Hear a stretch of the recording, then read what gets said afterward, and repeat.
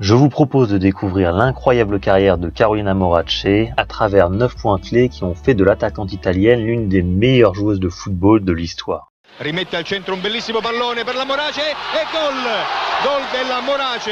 Habituée à jouer avec des garçons ou des femmes plus âgées qu'elle étant jeune, Carolina Morace fait ses débuts en Série B italienne en 1977 à l'âge de 13 ans. Un an plus tard, alors qu'elle n'est âgée que de 14 ans, la jeune buteuse est appelée en sélection nationale italienne à l'occasion d'un match amical contre la Yougoslavie. Lorsque l'entraîneur m'a fait entrer en jeu pour les dernières minutes du match, ce fut un moment fantastique. Entrée à 10 minutes du terme de la rencontre, remportée 5-1 par la Squadra Azzurra, Morace remplace une autre légende italienne, Elisabetta Vignoto. Tout un symbole quand on sait qu'au moment de prendre sa retraite en 1989, Vignoto céda son numéro 9 ainsi que le brassard de capitaine de la sélection nationale à celle qui la remplaça 11 ans plus tôt. Le 18 août 1990 à Wembley en Angleterre, Carolina Morace marque l'histoire du football. Le match féminin Angleterre-Italie est programmé en ouverture du Community Shield opposant Liverpool à Manchester United. Pour sa 80e sélection sous le maillot italien, la native de Venise inscrit un quadruplé lors de la victoire de son équipe 4-1 devant 30 000 spectateurs. Le cyclone Morace porte ainsi son compteur à 56 buts et devient du même coup la première joueuse, homme ou femme confondue, à inscrire 4 buts à Wembley lors d'un même match. Entre 1981 et 1988, 5 Coupes du Monde officieuses baptisées Mondialito ont eu lieu principalement en Italie. Carolina Morace est la seule joueuse à avoir inscrit au moins un but au cours des 5 éditions. Elle détient également le record du nombre de réalisations inscrites avec 9 buts, ainsi que le record du nombre d'apparitions avec 16 matchs disputés. À noter que l'Italie a remporté 3 des 5 éditions du Mondialito. Si vous souhaitez en savoir plus sur ces compétitions, j'y ai consacré 2 chapitres dans mon livre Football féminin, les Coupes du Monde officieuses, disponible en anglais et en français. D'anciennes joueuses m'ont livré leurs témoignages exclusifs, les liens sont dans la description. Lors de la toute première Coupe du Monde officielle organisée par la FIFA en Chine en 1991, Carolina Morace est déjà considérée comme l'une des meilleures joueuses au monde et elle va le prouver dès son deuxième match de poule face à Taïwan. Celle qui était surnommée la Tigresse par ses coéquipières car elle avait toujours un regard de tueuse en entrant sur le terrain, inscrit le premier triplé de l'histoire d'une Coupe du Monde féminine. 3 buts inscrits entre la 37e et la 66e minute de jeu qui ont permis aux Italiennes de s'imposer 5-0 et de se qualifier ainsi pour les quarts de finale du tournoi. La Squadra Azzurra sera par la suite éliminée par la Norvège lors de ces mêmes quarts de finale. Carolina Morace raccroche les crampons en 1998 après une carrière riche en buts et en titres. La native de Venise fut sacrée 12 fois championne d'Italie avec 8 clubs différents dont la Lazio, Modène, Milan ou encore l'incroyable équipe de Trani en 1985 qui regroupait des joueuses exceptionnelles comme Rose Riley, Suzanne Augustesen ou encore Lone Schmidt-Hansen.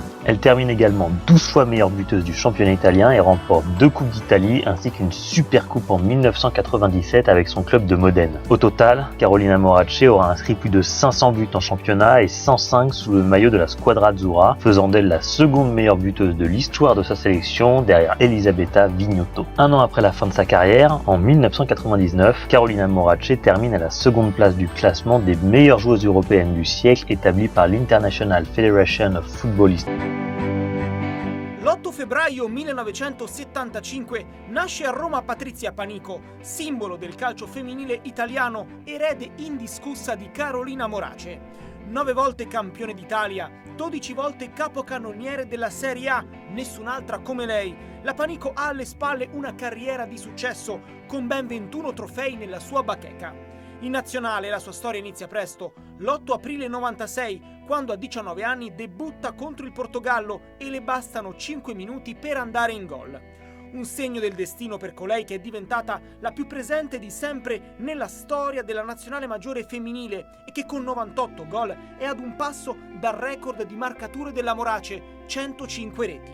Ha partecipato ad un mondiale e 4 europei, conquistando un argento continentale nel 97, quando l'Italia si arrese soltanto alla Germania. Forse le manca l'acuto in azzurro, ma alla soglia dei 40 anni la Panico ha una certezza: essere il punto di riferimento del calcio italiano.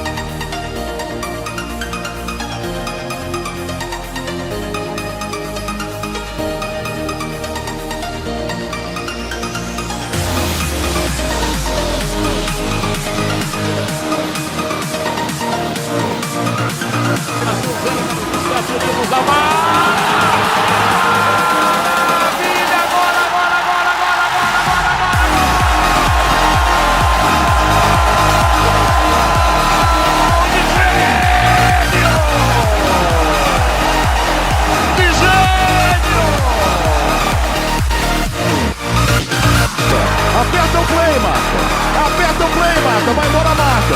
Vai embora a mata pelo meio. Uma, duas, fechou pra trás. Vai bater a mata, bateu pro gol, que golaço!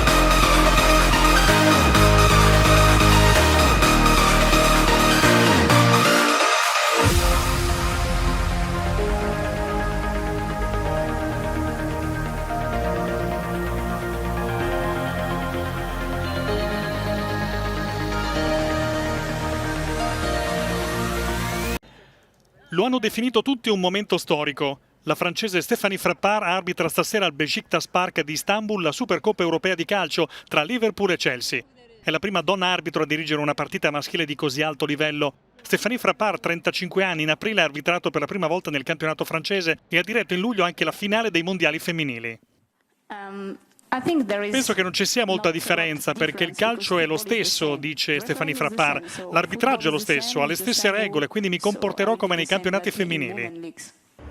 Istanbul ospita la Supercoppa tra il Liverpool vincitore della Champions League e il Chelsea vincitore dell'Europa League. Anche il manager dei Reds, Jürgen Klopp, commenta la decisione di affidare la gara a Stéphanie Frappart. Sono davvero felice di poter far parte di questo momento storico, commenta Jürgen Klopp. Penso che ci siano così tante cose al mondo su cui non siamo abbastanza intelligenti per prendere le giuste decisioni. Ma questa è una decisione molto intelligente. Una donna che arbitra questo match molto importante. Terna arbitrale tutta femminile, Stéphanie Frappart arbitro, la francese Manuela Nicolosi e l'irlandese Michelle O'Neill assistenti.